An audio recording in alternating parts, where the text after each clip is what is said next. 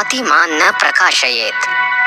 चाणक्य बुद्धिमान व्यक्ति में सहनशीलता को अवश्य गुण मानते हैं। उनके अनुसार व्यक्ति को चाहिए कि धन हानि से उत्पन्न दुख के बाद तथा दुष्ट पत्नी या किसी अन्य द्वारा अपमानित किए जाने की बात वह किसी को न बताए। इसके लिए मनुष्य को सहनशील होना चाहिए। सहनशीलता ही उसे दूसरों के समक्ष उपहास का पात्र बनने से बचाती है। इसलिए सहनशीलता का गुण ग्रहण कर मनुष्य को उपर्युक्त बातों को चुपचाप सहन कर लेना चाहिए। धन धान्य प्रयोगेषु विद्या संग्रहणेषु च आहारे व्यवहारे च त्यक्त लज्जः सुखी भवेत्। इस श्लोक द्वारा चाणक्य स्पष्ट करते हैं कि जो मनुष्य अन्य के क्रय विक्रय विद्या अथवा ज्ञानार्जन खानपान और लेन देन के व्यवहार में संकोच करते हैं, उन्हें अनेक समस्याओं एवं कठिनाइयों का सामना करना पड़ता है। इसलिए उपयुक्त यही है कि मनुष्य उपर्युक्त कार्यों में भी कभी भी संकोच का दामन न थामे। संतोषामृत तृप्तानाम यत् सुखम शांत चेतसाम न च तद धन लुब्धा नामिश्चेतश्च धावताम। मनुष्य की इच्छाओं और लालसाओं का कभी अंत नहीं होता। यदि एक इच्छा पूर्ण हो जाए तो अनेक दूसरी इच्छाएं उत्पन्न हो जाती हैं। शनै ही ये इच्छाएं इतनी प्रबल हो जाती हैं कि मनुष्य पाप कर्म की ओर अग्रसर हो जाता है। इस संदर्भ में चाणक्य धैर्य और संतोष का उपदेश देते हुए कहते हैं कि मनुष्य को इन दोनों गुणों को भली भांति ग्रहण करना चाहिए। इससे उनका मन सदैव तृप्त और शांत रहता है। जीवन में सुख प्राप्ति की यही सबसे सरल और सहज मार्ग है। इसके विपरीत जो व्यक्ति लोभ और स्वार्थ में डूबे रहते हैं, वे जीवन भर वास्तविक सुखों से वंचित रहते हैं। उनका मस्तिष्क तनाव से घिरकर सदा अशांत रहता है। अतः मनुष्य को इन प्रवृत्तियों से बचना चाहिए। संतोष स्त्रीषु कर्तव्यः स्वदारे भोजने धने त्रिषु चैव न कर्तव्यो ध्ययने तपदानयोः। स्त्री, भोजन और धन, ये तीन वस्तुएं मनुष्य को परम संतोष प्रदान करती हैं। इस तथ्य को चाणक्य भी स्वीकार करते हैं। वे कहते हैं कि पत्नी चाहे कुरूप हो या रूपवान, दुष्ट हो या सुशील, मूर्ख हो या बुद्धिमान, मनुष्य को उसका परित्याग नहीं करना चाहिए। यदि वह उसके साथ संतुष्ट हो जाए तो वह मानसिक क्लेश से सदा के लिए मुक्त हो जाएगा। जिन्ना के स्वाद में पड़कर मनुष्य को अपने पास उपलब्ध भोजन का कभी निरादर नहीं करना चाहिए।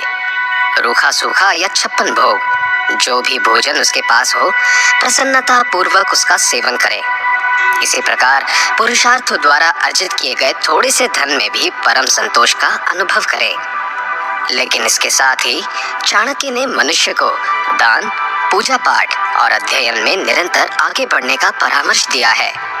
विप्रयोर्विप्रवयोश्च दंपत्योः स्वामी भुक्त्ययोः अंतरेण न गंतव्यम हलस्य वृषभस्य च। कहा जाता है कि वार्तालाप में मग्न दो व्यक्तियों के बीच में से कभी नहीं निकलना चाहिए। चाणक्य ने भी इस कथन को विशेष रूप से महत्वपूर्ण कहा है। वे कहते हैं कि दो ब्राह्मणों, अग्नि एवं ब्राह्मण, दंपति, स्वामी एवं सेवक तथा बैल एवं हल के बीच में से होकर निकलने से किसी न किसी अनिष्ट का भय बना रहता है। इसलिए उनके बीच में से निकलने की अपेक्षा एक और का मार्ग चुने। पादाभ्याम न स्पृशेत अग्निम गुरु ब्राह्मण में वच नैव गाम न कुमारीं च न वृद्धम न शिशुम तथा।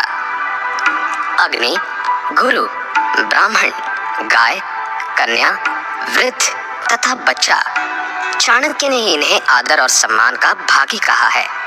इस संदर्भ में वे कहते हैं कि उपर्युक्त सभी प्राणी आदरणीय लोगों की श्रेणी में आते हैं।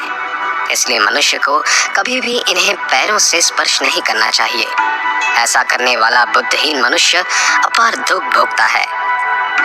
शकटम पंचस्तेन दशहस्तेन वजनम हस्ति शतहस्तेन देश त्यागेन दुर्जनम।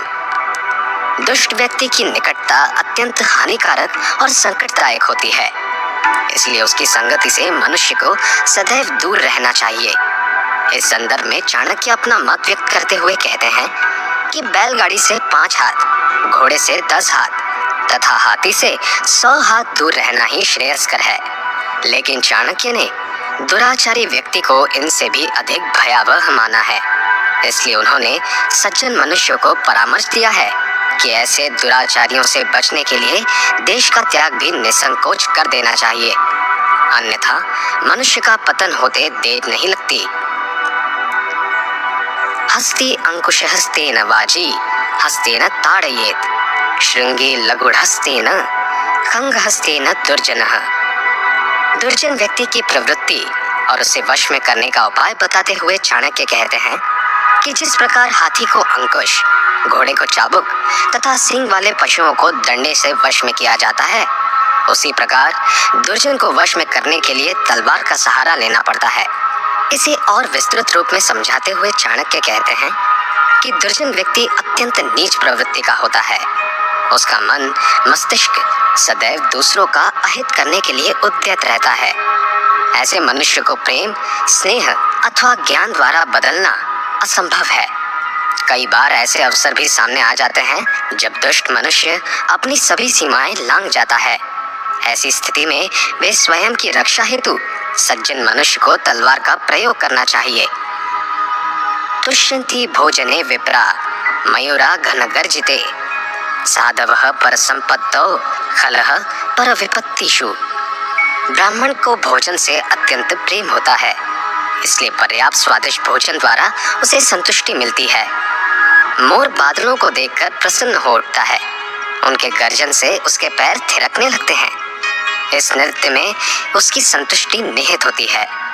इसी प्रकार दूसरों का वैभव, ऐश्वर्य, समृद्धि और सुखों को देखकर सज्जन मनुष्य कभी ईर्ष्या नहीं करते, अपितु वे अपने थोड़े से साधनों से ही संतुष्ट हो जाते हैं। लेकिन इसके विपरीत दुष्ट और दुर्जन व्यक्ति की संतुष्टि दूसरों के अहित में छिपी होती है। वे अन्य व्यक्तियों को संकट में देखकर अत्यंत प्रसन्नता का अनुभव करते हैं। अनुलोमेन बलिनम प्रतिलोमेन दुर्जनम आत्मतुल्य बलम शत्रुम विनयेन बलेन वा। उपर्युक्त श्लोक द्वारा चाणक्य कूटनीति से युक्त अत्यंत महत्वपूर्ण कथन को प्रकट करते हैं। इस कथन में मनुष्य के लिए उनका गुप्त परामर्श भी छिपा हुआ है। वे कहते हैं कि बलवान व्यक्ति को बल द्वारा जीतना अत्यंत कठिन है, इसलिए उसे उसके अनुकूल व्यवहार करके वश में कर लें। दुष्ट शत्रु को उसके प्रतिकूल व्यवहार से पराजित करें। इसके विपरीत जो शत्रु समान बल से युक्त हो, उसे विनय और बल के संयोग से जीता जा सकता है।